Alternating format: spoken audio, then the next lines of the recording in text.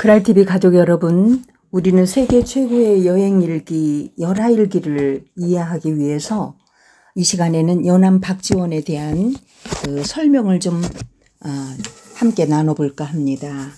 연암 박지원은 어떤 사람이냐? 자, 연암 박지원 보시다시피 덩치가 엄청 크고 눈매도 매섭고 목소리도 커서 한번 입을 열면 담장 너머까지 울렸다고 합니다. 양기가 세서 만년에 면천 군수를 할 적엔 연암의 목소리만 듣고도 귀신이 달아난 날까지 있었다고 하는데 이건 믿거나 말거나의 이야기지요.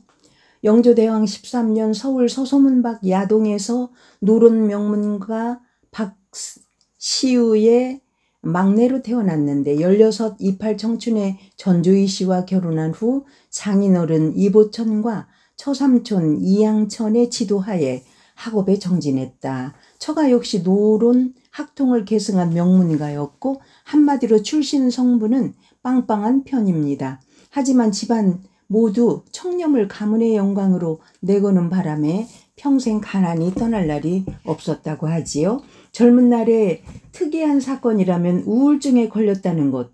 연암처럼 양기 충만한 인물이 그것도 한참 팔팔할 나이에 웬 우울증이냐고요?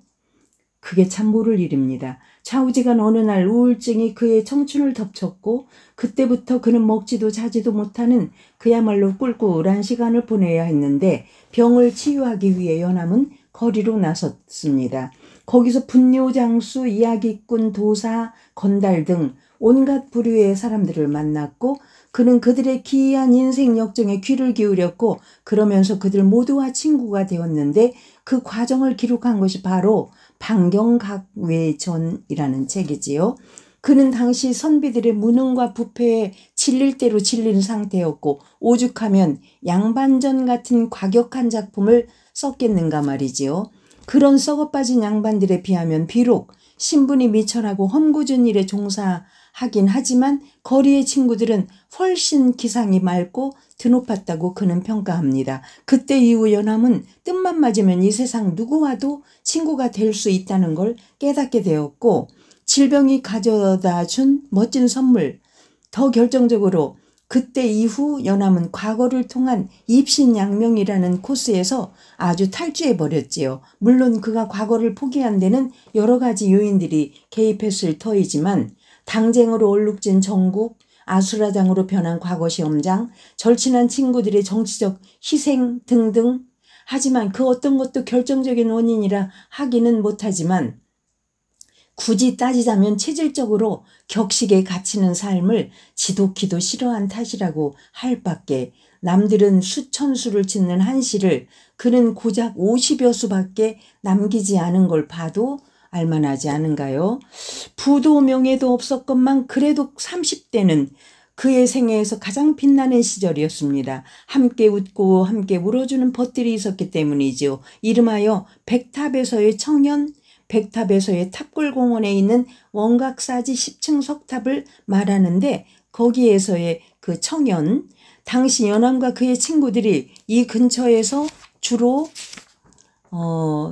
살았기 때문에 생긴 명칭이지요. 북학파의 핵심 멤버인 박재가와 이동무, 천재 과학자이자 음악가인 홍대용, 괴짜 발명꾼 정철조, 조선 최고의 창검술을 자랑한 백동수 등이 그의 자랑스러운 친구들이었습니다. 30대 중반쯤 연암은 식구들을 처가로 보낸 뒤에 전의 감동에 혼자 기거하면서 이 모임을 이끌었다고 하는데 연암과 그의 친구들은 매일 밤 모여서 한 곳에선 풍류를, 다른 한편에선 명상을, 또 한쪽에선 세상의 이치를 논하는 모임을 이어갔습니다. 북벌의 이데올로기에 맞서서 북학의 기치를 내건 것도 고문의 매너리즘을 벗어나 지금 여기에 살아 숨쉬는 글쓰기를 실험한 것도 다 이 향연의 산물이었다고 합니다.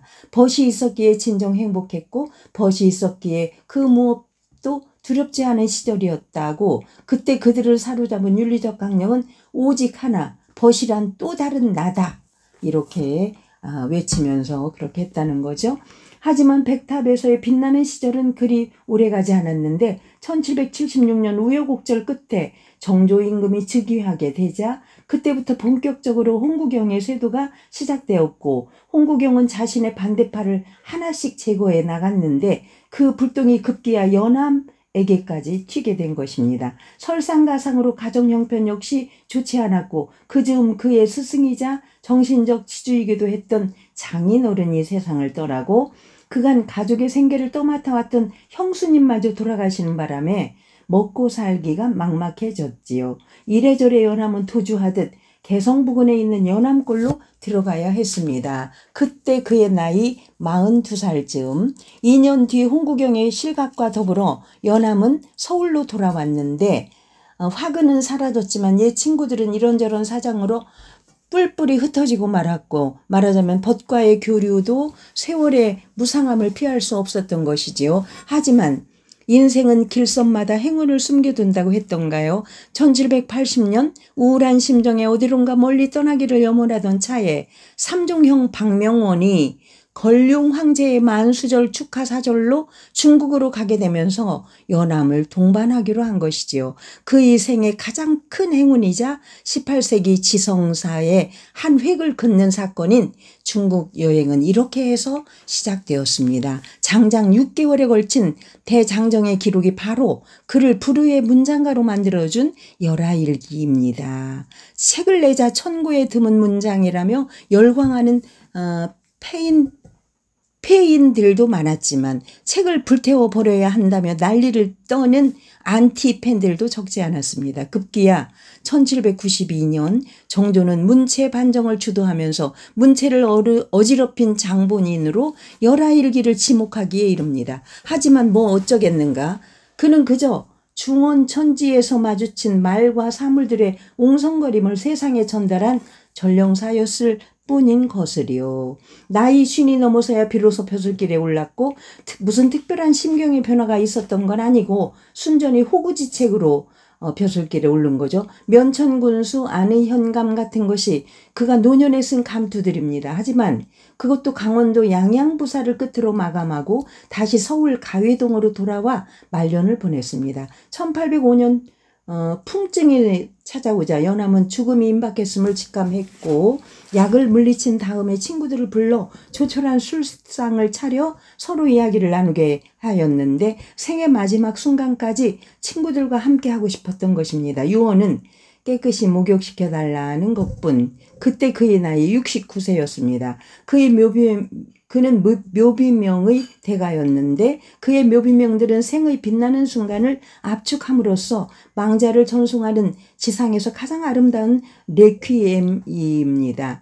하지만 어쩐 일인지 그에 대한 묘비명은 쓰여지지 않았는데 만일 그가 허락해 준다면 나는 그의 어법을 흉내내어 이런 묘비명을 바치고 싶습니다. 이질적 존재들의 시끌벅적한 향연을 즐긴 건 에피쿠로스를 닮았고 친구에 살고 친구에 죽는 우정의 정치학을 설파한 건 스피노자를 닮았으며 웃음이야말로 삶과 사유의 동력임을 보여준 것은 니체를 닮았으며 투창과 비수의 아포리즘으로 통념의 기반을 가차없이 뒤흔든 건 루신을 닮았구나. 이렇게 써주고 싶다고 이 책을 옮긴